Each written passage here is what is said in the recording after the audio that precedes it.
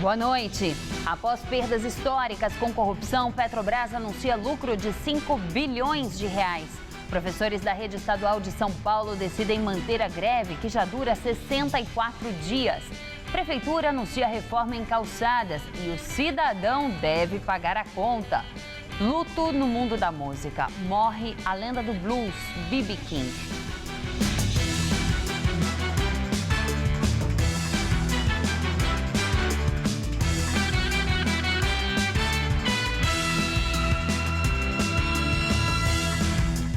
Professores estaduais decidem manter a greve da categoria aqui em São Paulo. Depois de assembleia na Avenida Paulista, eles saíram em passeata pelas ruas da cidade.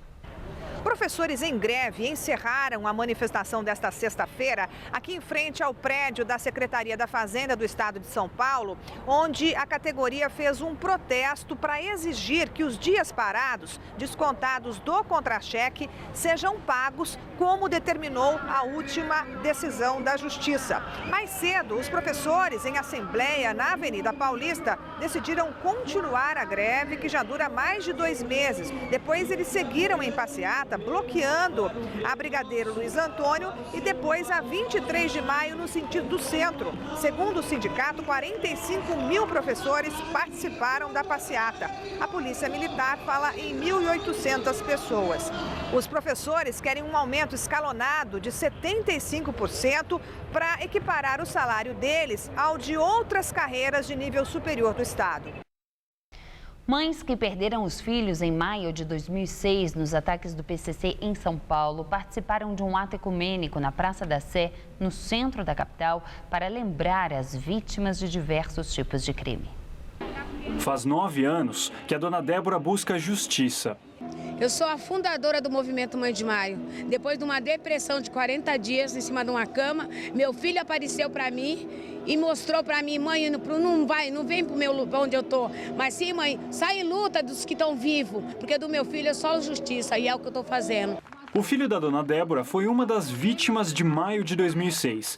Na época, quase 500 pessoas morreram em uma série de ataques promovidos por membros da facção criminosa PCC, primeiro comando da capital, e também por policiais civis e militares. Muitas das vítimas eram jovens civis pobres, negros e da periferia. Neste ano, o ato homenageou também mães que perderam seus filhos em outros estados.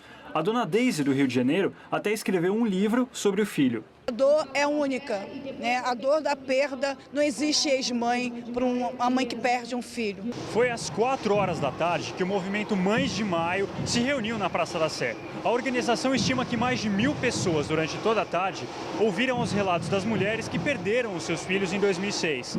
Agora, às 7 horas da noite, todo o grupo se reúne para dar uma volta no quarteirão, pedindo justiça e segurança.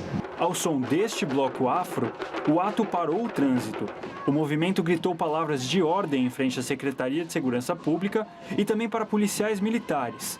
Só nos primeiros 3 meses deste ano, 185 pessoas morreram em supostas situações de confronto com a polícia. O Ministério Público paralisa investigação sobre lotações de transporte na capital paulista após a morte e a ameaça de 2 testemunhas. O PCC pode estar envolvido no caso. Apesar do medo, esse peroeiro resolveu falar, ainda que na condição de anonimato. Contaram quanto? 4 mil reais. E explicaram por que descontaram isso? Explicaram nada. E por que as pessoas não reclamam? Tem medo, né? Gente grande envolvida com isso aí. E ali tem tudo, tem polícia envolvida, PCC envolvido. Ali que a garagem tem tudo. Você vai lá, o que tem é viatura da Civil lá dentro, tudo junto. Ele diz que o desconto de 4 mil reais no pagamento mensal vai para a quadrilha denominada Primeiro Comando da Capital, que garante a segurança dos carros. Pra ver se alguém queima a lotação.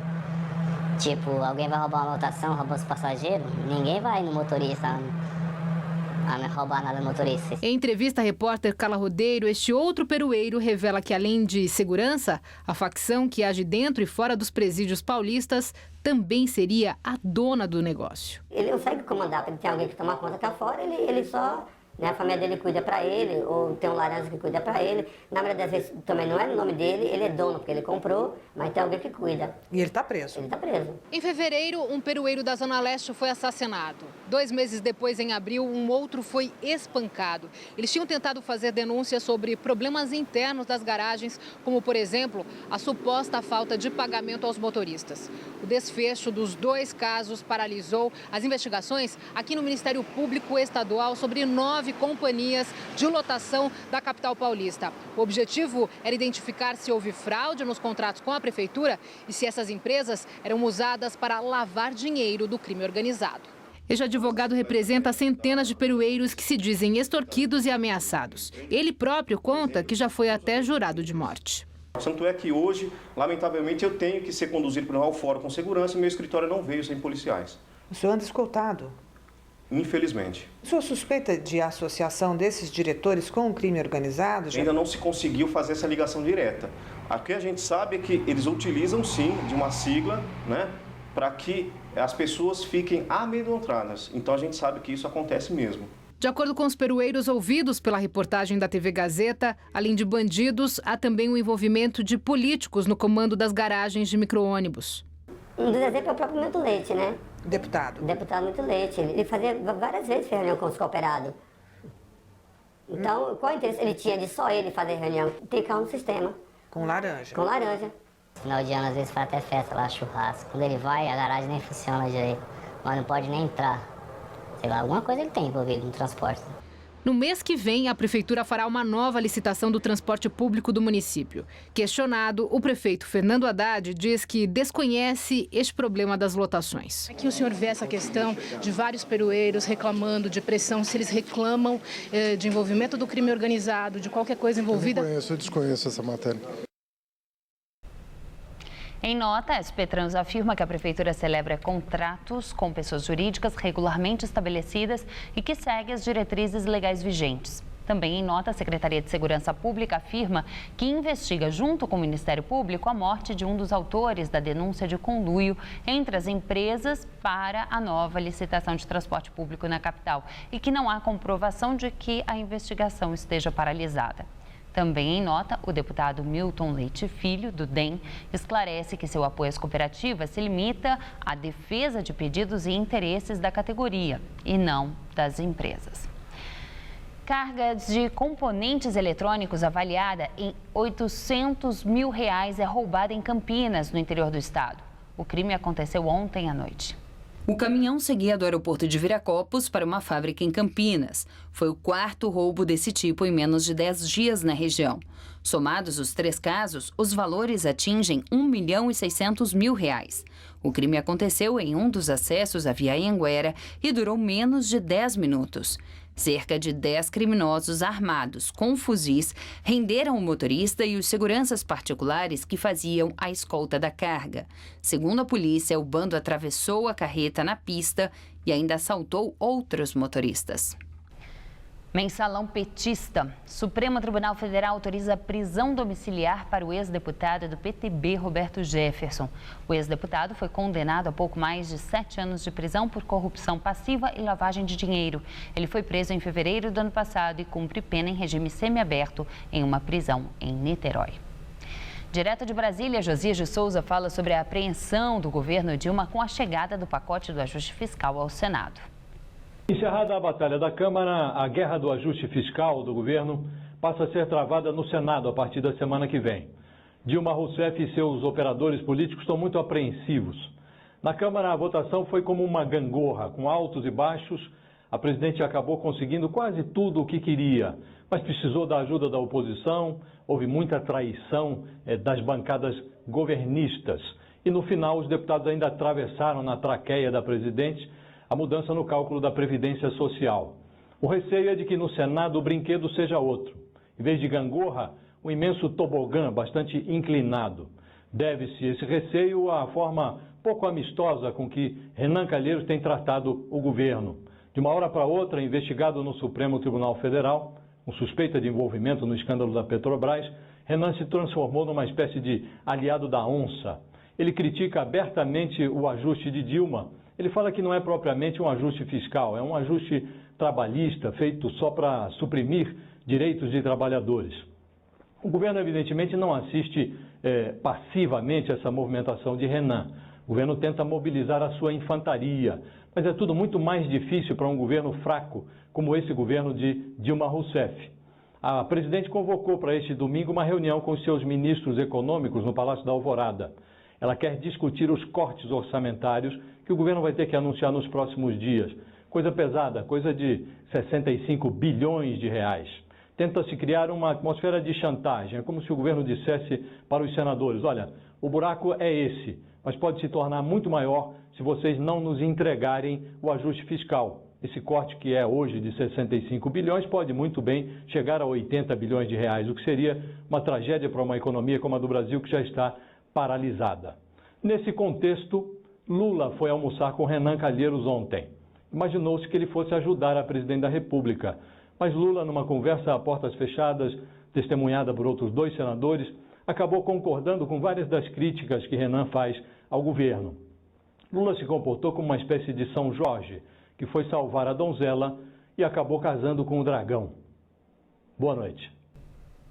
Petrobras divulga balanço do primeiro trimestre de 2015. A companhia anunciou que lucrou entre janeiro e março deste ano 5 bilhões e 300 milhões de reais. O resultado é o primeiro da nova diretoria que assumiu a estatal. No último trimestre de 2014, a Petrobras registrou um prejuízo de 26 bilhões e 600 milhões de reais. As perdas foram influenciadas por casos de corrupção. O drama dos imigrantes africanos continua no mar Mediterrâneo. Mais de 2.000 foram resgatados e desembarcaram em portos da Itália. Os refugiados foram salvos por navios militares italianos, alemães e britânicos. A Itália informou que em 2 dias, cerca de 3.600 imigrantes foram resgatados de barcos superlotados que faziam a travessia entre a África e a Europa. A crise de imigração ilegal se assemelha ao drama vivido pelos refugiados da Ásia que tentam fugir da pobreza e perseguição étnica. Os muçulmanos Rohingya saem de Myanmar e Bangladesh para buscar abrigo na Indonésia, Malásia e Tailândia, países que se recusam a aceitá-los. Barcos lotados são enviados de volta ao mar e abandonados. Um dos autores do atentado de Boston é condenado à morte. Foram mais de 14 horas de deliberação até o juiz do Tribunal de Boston anunciar que Dzhokhar Tsarnaev seria condenado à pena de morte em 6 dos 30 crimes em que tinha sido considerado culpado. Ao lado do irmão Tamerlan, que foi morto pela polícia, o jovem de 21 anos foi responsável pela explosão de 2 bombas na linha de chegada da Maratona de Boston, em abril de 2013. O ataque terrorista deixou 3 mortos e 264 feridos. Hoje, o juiz decidiu aplicar a pena de morte a Dzhokhar porque a decisão foi unânime entre todas as pessoas que integraram o júri. Porém, a data da execução ainda não foi definida. Prefeitura anuncia a construção e recapeamento de calçadas em 31 bairros de todas as regiões de São Paulo. E são os donos dos imóveis que vão pagar a conta. A Bike Repórter Renata Falzoni explica como as reformas irão funcionar. Em São Paulo serão construídos ou recapeados 1 milhão de metros quadrados de calçadas até o fim deste ano.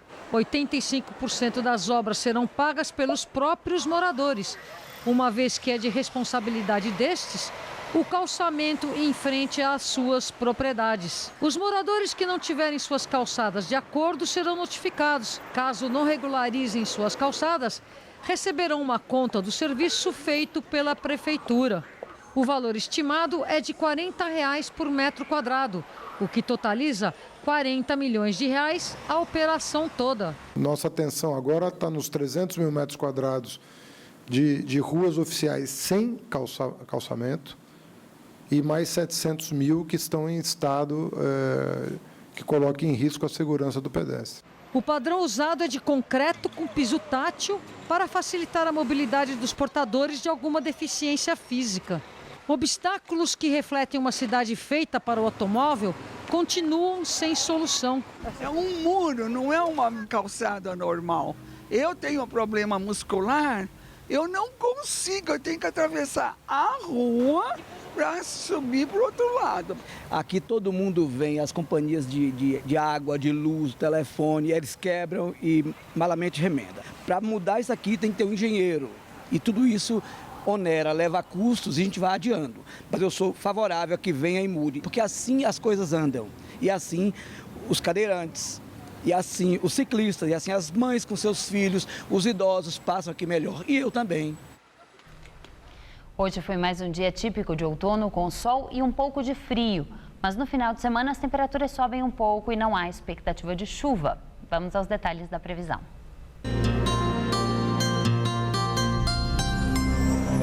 O tempo fica mais aberto em São Paulo neste sábado.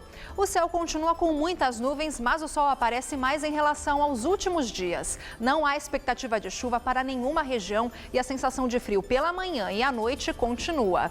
No centro-oeste, máxima amanhã de 27 graus em Marília.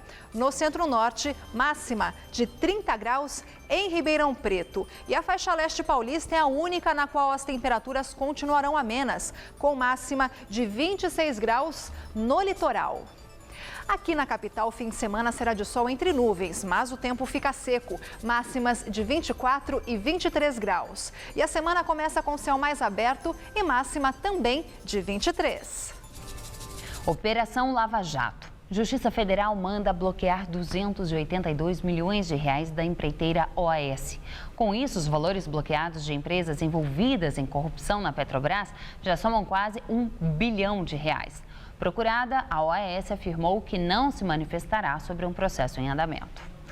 O grupo UTC do executivo Ricardo Pessoa, que foi detido na Operação Lava Jato, está em crise. Desde novembro, quando a ação foi deflagrada, a empresa já demitiu 15 mil dos 30 mil funcionários e devolveu metade da sede que ocupava aqui na capital paulista.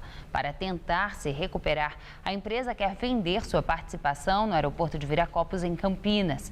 Após a Lava Jato, a UTC e outras 22 empreiteiras foram proibidas de participar de novas licitações da Petrobras e têm enfrentado dificuldades para conseguir crédito. E agora vamos ao comentário de política com José Neumann e Pinto. Pois é, no dia 28 de abril, a generosa turma do Supremo Tribunal Federal mandou de volta os empreiteiros, entre os quais o Ricardo Pessoa, para casa, com uma tornozeleira, não pode sair de casa, mas tirou da prisão, né?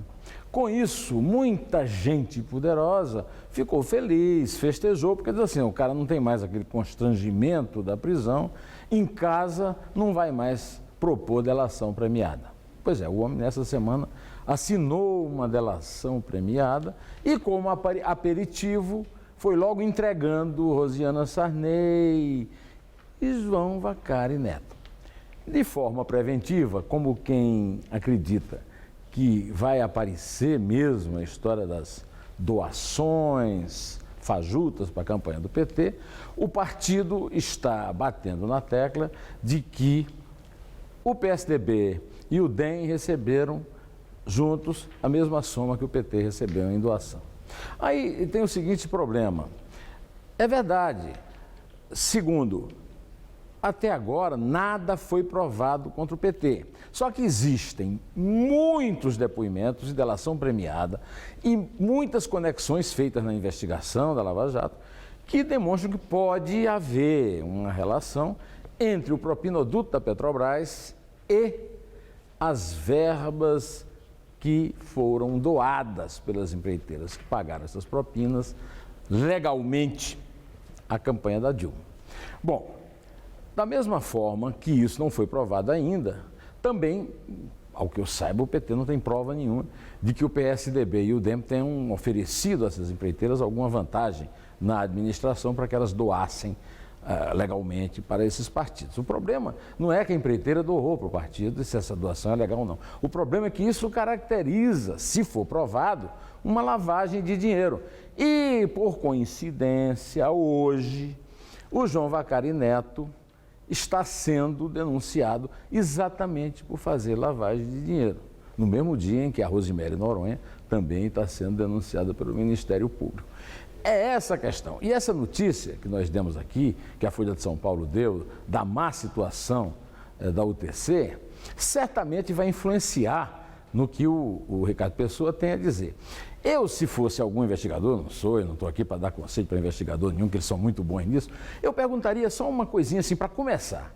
Como é que ele, um engenheirinho de carreira na OAS, conseguia chefiar um cartel, como a Polícia Federal, o Ministério Público disse que ele chefiou e o juiz Sérgio Moro está aceitando? Um cartel formado pela Camargo Correia, pela própria OAS, pela Odebrecht.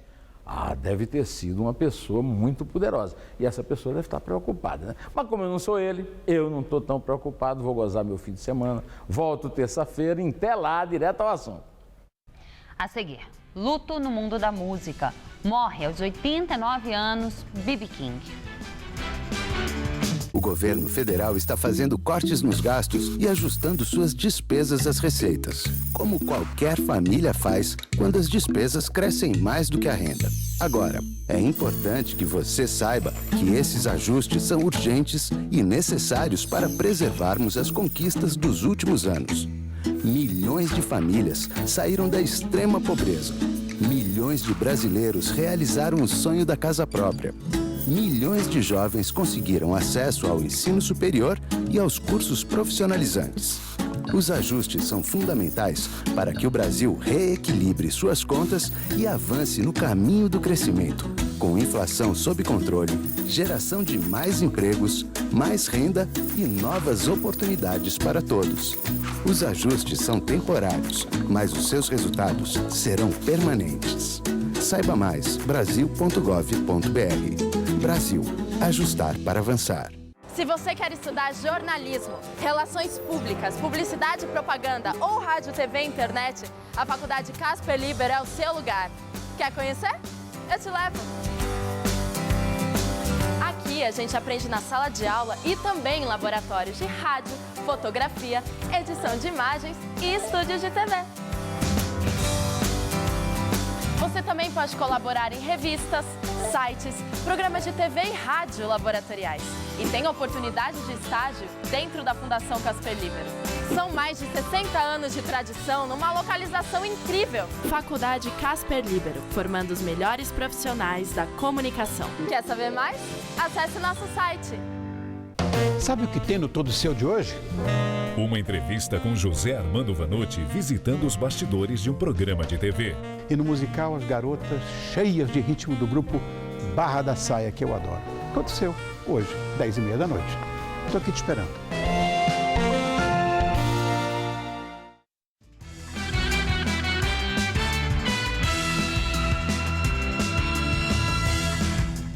Morre aos 89 anos B.B. King, o rei do blues.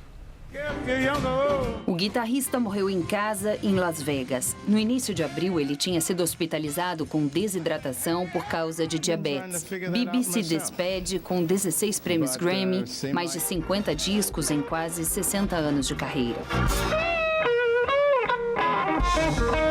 Considerado o maior guitarrista de blues da atualidade, Riley B. King nasceu em 16 de setembro de 1925, no Mississippi, Estados Unidos. No início da carreira, tocava nas ruas e em bares. Foi autodidata, nunca teve um professor. A carreira ganhou destaque quando foi contratado como DJ de uma rádio, onde ganhou o apelido que o eternizou, Blues Boy, ou B.B. Ele era apaixonado por seus instrumentos, tanto que enfrentou um incêndio durante um show para salvar uma de suas guitarras. O fogo teria começado numa disputa entre dois rapazes por uma garota. Depois desse episódio, as duas guitarras passaram a ser carinhosamente chamadas de Lucille, o nome da jovem. Na lista dos 100 maiores guitarristas de todos os tempos da revista Rolling Stone, King ficou em terceiro lugar, atrás apenas de Jimi Hendrix e Duane Allman.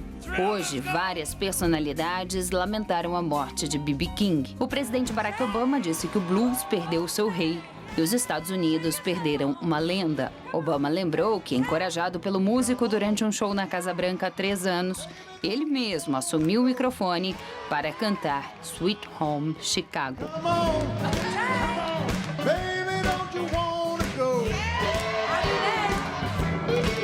Eric Clapton publicou um vídeo em que agradece King pela amizade e a inspiração como guitarrista.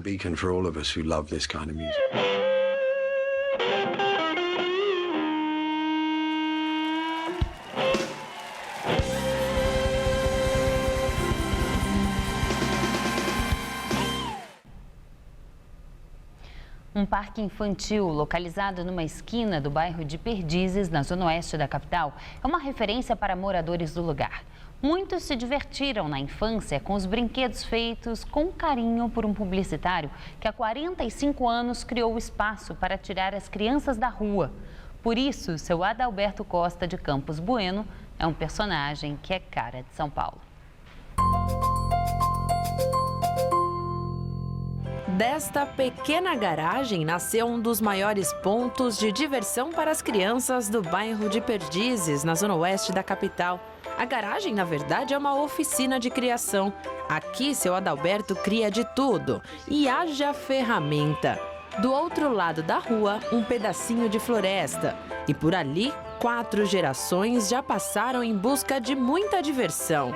Bem-vindos a Adalbertolândia. Tudo começou há mais de 45 anos. Nesta foto de 69, o terreno não tinha cerca, muito menos muro. Seu Adalberto é publicitário aposentado e montou tudo sozinho. Em volta aqui, apenas em um quarteirão de distância, tinham 32 crianças entre 1 e 10 anos. Com esse terreno da família, resolvi tirar as crianças da rua e comecei a construir este parquinho. Um dos primeiros brinquedos foi o carrossel. As crianças faziam fila. A ideia era chamar o local de Criançolândia, a terra de diversões e brincadeiras para as crianças. Mesmo contra a minha vontade, eu deixei o nome ficar, Adalbertolândia. Mas é uma pena porque tirava aquele anonimato, que eu dizia para eles, a gente tem que fazer alguma coisa para os outros, sem dizer fui eu que fiz, ou foi meu pai que fez. Fernando fez parte do primeiro grupo de visitantes. Hoje, ele relembra a brincadeira favorita da turma. A árvore era o lugar onde nós brincávamos, né? E o seu Adalberto começou colocando essas réguas aqui justamente para nós subirmos na árvore mais facilmente, com mais segurança para brincar, né? Espalhados pelo parque estão 10 caminhos da floresta. Tem até um tucano, mas claro, de mentirinha. É a oportunidade de aproximar a criançada da natureza. O parquinho tem 45 anos e o seu Adalberto completa 89 em agosto desse ano, né, seu Adalberto? Então, será que aqui pode ser considerado como uma fonte da juventude para o senhor? Eu tenho pago, de certa maneira, para estar tão bem assim. Sou otimista, acredito em Deus, faço ginástica há anos, todo dia. Eu recarrego a bateria nos princípios do parquinho. E assim, aos poucos, seu Adalberto se mantém jovem e principalmente comprometido com a alegria e a diversão dos mais novos. Vem conhecer a Adalbertolândia e saber por que as crianças adoram ficar aqui.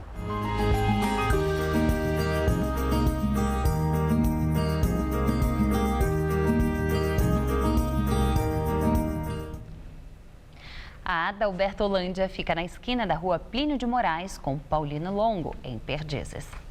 A edição das 10 do Jornal da Gazeta termina aqui. Fique agora com Rony Von no Todo Seu. Um ótimo final de semana para você e até segunda-feira.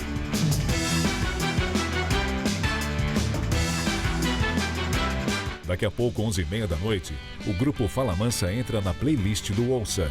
Assista agora, Todo Seu.